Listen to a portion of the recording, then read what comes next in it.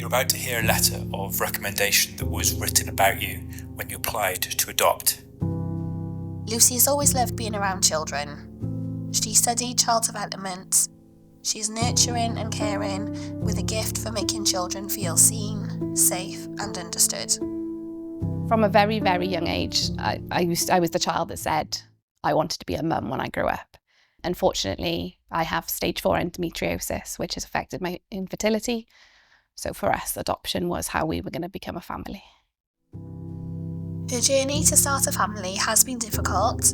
Her determination to become a parent makes me proud beyond words.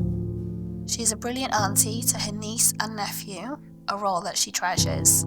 Whether she's building dens in the living room, heading to the beach, or taking them to the safari park, she brings joy and fun to everything they do together. We had our niece and nephew down to stay for the week during the summer holidays. We took them to the local paddling pool. They were playing around.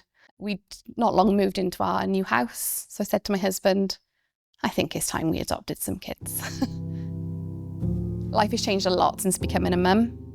Everyday activities are very, very different from running around swimming classes, school runs, but I wouldn't change it. I know she will be a brilliant mum and she is ready to start her adoption journey. So it's with my pleasure that I recommend my sister Lucy to adopt a child. I don't think there's ever a perfect time to become a parent. If you're waiting for that perfect time, you might be waiting for a very long time. If you're willing to adopt a child or children, as long as you've got the love in your heart and the space in your home, then you'll definitely be the right person. Make the phone call the adoption agency. They will talk you through everything. If you don't even think it's the right time, take that first step. And yeah, don't wait for tomorrow.